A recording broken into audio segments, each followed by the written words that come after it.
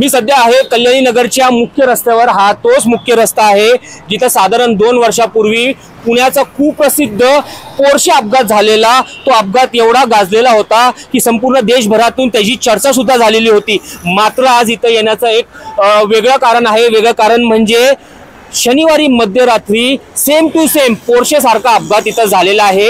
आपल्याकडे त्या संदर्भात एक व्हिडिओ सुद्धा आपल्या हाती लागलेला आहे। त्या व्हिडिओमध्ये स्पष्टपणे दिसत आहे की एक 4 चाकी लाल कलरची ती ह्या लँडमार्क गार्डन मधून मध्यरात्री 2च्या सुमारास बाहेर येत आहे व इथून एक दुचाकीस्वार युवक जो ज्याची स्पीड अत्यंत स्पीडमध्ये तो होता, त्यांनी इथून फास्टमध्ये येत त्या 4 चाकीला तो धडकलेला आहे।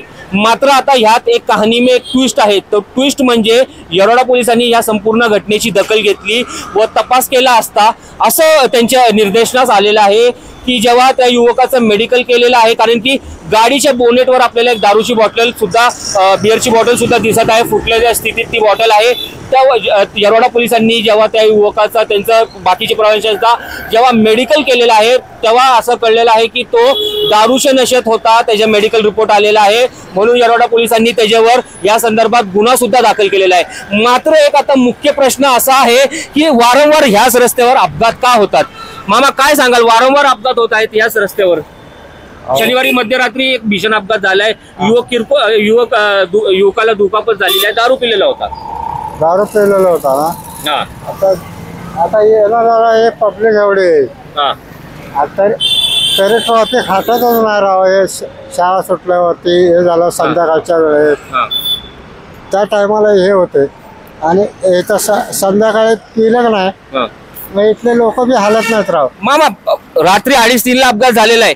इथले जे पब हे बार आहे डिस्को आहे त्यांना रात्री 1 वाजेपर्यंत परमिशन असती, पण रात्री 2:30 ला दारू कुठून भेटत असेल युवकांना? 2:30 ला नाही भेटत, ते घेत असते 10:30 ला 11 ला। हा काय सांगाल, कसं होतंय वारंवार अपघात होत आहे? वारंवार काय होते साहेब, इथे कोणी काय बघत नाही। रात्रभर दारू चालू असते। इथे सोसायटी आहे, लोक जायचे यायचे, लेडीज पण असते। सोसायटी जाऊ द्या, 2 शाळा आहे पुढे, बिशप सारखी शाळा आहे जिथे शाळा आहे ना, याला काय आपलं काय होतं साहेब, इथे आम्ही सांगून काय होत नाही। मोठे लोक काहीतरी करायला पाहिजे। इथे काय होतंय, शाळा असते आणि बारका मुलगा पण जाते संध्याकाळी, असं होतं इथे जायला पण तरच होते आम्हाला। रस्ता छोटे नाही, सगळे दारू पिऊन चालू असते साहेब। दारूमुळे तर असं होतं ना साहेब। पण एवढा मोठा पोर्शे सारखा अपघात झाले त्यातून पण लोकांनी धडा नाही घेतलाय का? काय करत नाही नागरिक। मला सांगा, एक प्रश्न माझा असा आहे की रात्री 1 वाजेपर्यंत डिस्को बार हे दारूचे दुकान म्हणा काय पण म्हणा हे 12-1 वाजेपर्यंत परमिशन आहे, पण रात्री 2:30 ला अपघात होतात म्हणजे दारू एवढे नंतर भेटते कुठून साहेब? दारू काय होते, कुठे पण लोक काय करताय, दारू असेच पण ब्लॅक मध्ये विकते। ते पब मध्ये ना, पब मध्ये काही नाही, ते वाईन शॉप बंद असते, त्याच्यानंतर ना लोक कुठून पण दारू आणते, ते ब्लॅक मध्ये सगळे सगळे। त्याच्यामुळे काय पोलीस काय करत नाही, ते पोलीसच्या पहिले ते लोक काय पेट्रोलिंग काय होत नाही, त्याच्यामुळे पण लय होते साहेब। काय आवाहन करणार आमच्या माध्यमातून? ते आता बघू, तुम्ही न्यूज मध्ये काय होते ते नंतर कळते, आता तर काही कळत नाही। आम्ही तो सांगणार, तुम्ही न्यूज घेऊन जाणार, पुढे काय होते ते आम्हाला तर काही अपेक्षा नाही। रोड सेफ्टी के लिए क्या मांग रखती हो आप? मेरे हिसाब से यहाँ पे और स्पीड ब्रेकर्स बनने चाहिए।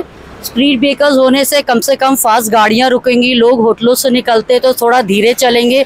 कम से कम 4 से 5 से 8 स्पीड ब्रेकर्स होंगे तो इस डर से लोग तेज़ नहीं चलाएंगे और इसकी वजह से हम रेसिडेंट्स को काफ़ी फ़ायदा होएगा। हमें भी चांस मिलेगा, कोई स्पीड में आ रहा है देख रहे, स्पीड वालों की स्पीड टूटेगी। मैम आप स्पीड ब्रेकर की मांग रख रहे हो, ठीक है, यहाँ पे ऑलरेडी स्पीड ब्रेकर्स थे, वो पूरे महानगर पालिका ने निकाल दिए। वो तो आप उन्हीं से पूछिए ना, क्यों निकाले? हम रेसिडेंट्स उसका जवाब नहीं दे सकते ना।